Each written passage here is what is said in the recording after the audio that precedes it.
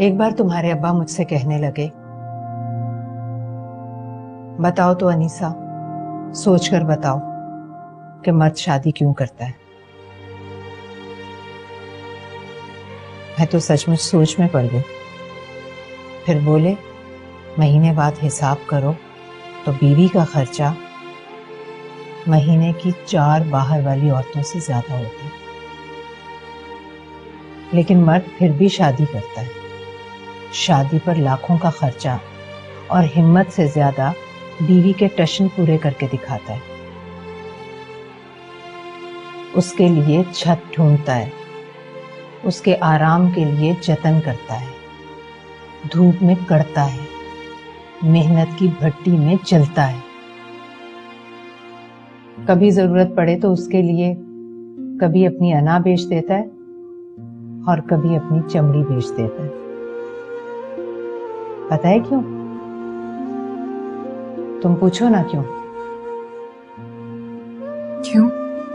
کیونکہ مرد کی یہ والی عادت خدا جیسی ہے۔ اب دیکھو نا، خدا کو کیا ضرورت تھی اربوں کھربوں انسان پیدا کرتا اور پھر ان کے کھانے پینے رہنے سہنے کی چیزیں مہیا کرتا، لیکن شاید ضرورت تھی اسے۔ وہ چاہتا تھا کوئی مخلوق ایسی ہو جو پوجا کرے اس کی، جو سجدہ کرے اس کے نام پر، عقل ہو، دلیل ہو اس کے پاس، اور پھر جتنی کوئی پوجا کرے گا اتنا ہی خیال رکھے گا اس کا۔ اور سب کچھ دے دینے کے بعد کہا کہ میں رحمان ہوں، رحیم ہوں، سب گناہ معاف کروں گا، لیکن شرک کبھی معاف نہیں کروں گا۔ تو بیٹا، خدا نے اپنی یہی عادت مرد کے خون میں ڈال دی۔ جس طرح اسے اپنی مخلوق سب سے زیادہ پیاری ہے نا، اسی طرح ہر اچھے مرد کو اپنی بیوی سب سے پیاری ہوتی ہے۔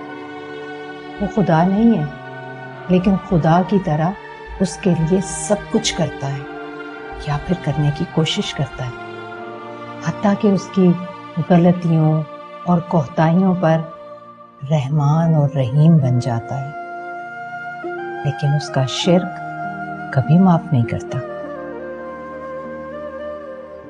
یہ سب مجھے کیوں بتا رہی ہیں آپ؟ مجھ میں اور تجھ میں بس یہی فرق ہے بیٹا۔ میں نے تمہارے ابا سے یہ نہیں پوچھا تھا کہ یہ مجھے کیوں بتا رہے ہو تم۔ خیر، عقل اور دلیل تو خدا نے تمہیں بھی دی ہے، تو بیٹھ کر سوچنا جب تمہارا سوچنے کو دل کرے۔